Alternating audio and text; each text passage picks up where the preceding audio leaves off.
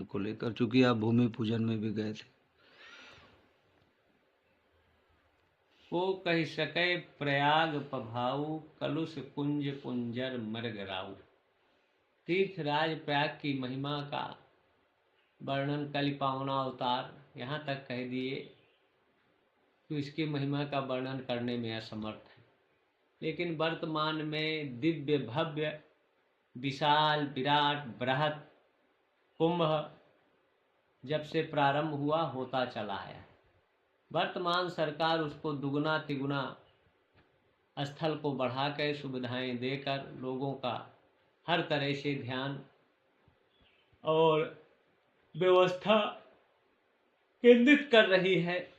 कुंभ ज्ञानामृत है, वचनामृत है, चरणामृत है। ज्ञान से ही कुंभ की महिमा का वर्णन निरूपण व्यक्ति करता है।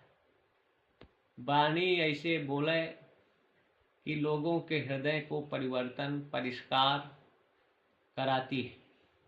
और चरणामृत जो ब्रह्म ही द्रवीभूत होकर गंगा के रूप में प्रवाहित है।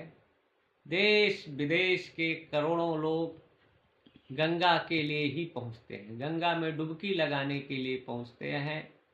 तो भव्य दिव्य कुंभ सब बृहत कर रही है सरकार, लेकिन गंगा की शुचिता पवित्रता निर्मल जल गंगा श्रद्धालुओं को हर हाल में मिलना चाहिए। ये दिसंबर और जनवरी जब आता है तो गंगा जल काला हो जाता है, लाल हो जाता है। ये न हो, इसका भी विशेष ध्यान सरकार रखे।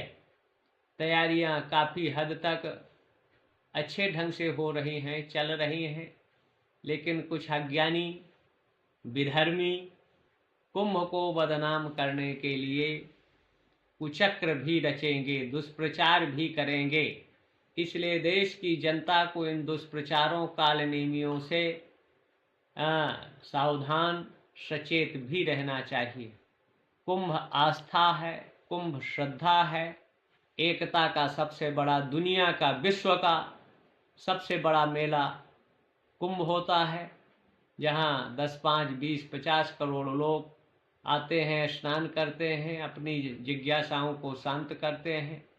ये तीर्थराज प्रयाग पौष पूर्णिमा से माघ पूर्णिमा तक कल्पवास होता है। 1 महीना वहाँ रेती में रहकर 3 टाइम स्नान, 1 टाइम भोजन या फलाहार साधना की स्थली रही, जहाँ याग बल भरद्वाज आदि ऋषि महर्षि ब्रह्मद्रवा गंगा प्रेमद्रवा यमुना के मिलने से अदृश्य सरस्वती उद्भूत होती है।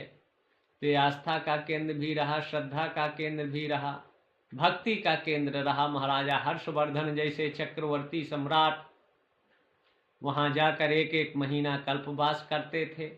पूरी अपने राज्य का संचालन तीर्थराज प्रयाग से भी करते रहे। साक्षात दैवत्व रूप है, जहाँ 12 बेणी माधव हैं,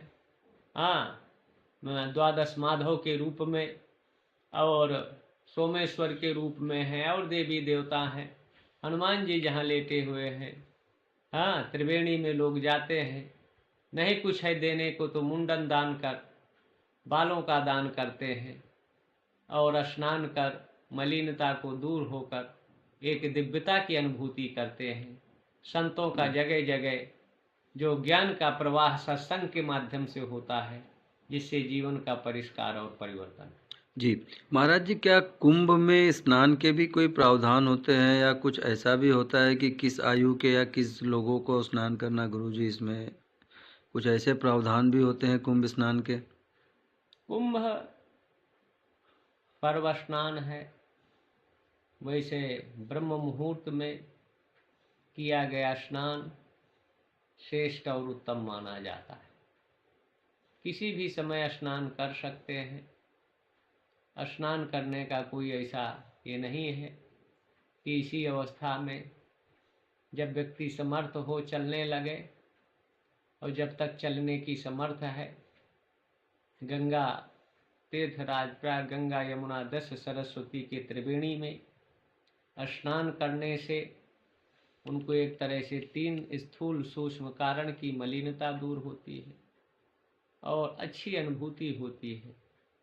ब्रेन का टेंशन दूर होता है, शांति को प्राप्त करता है। ऐसा कोई नियम नहीं है, अगर वहाँ नहीं पहुँच रहा है तो यहाँ तक कह दिया पुराणों में व्यास भगवान ने कि गंगा गंगे युबुयात योजनानाम सतैरपि मुच्यते सर्पापेभ्यम विष्णु लोकम सगच्छति। 100 योजन दूर से भी अगर वहाँ जाने में असमर्थ है तो गंगा जल अगर उसके पास है, पंच दर्भ है, स्नान करता है तो उसको गंगा स्नान का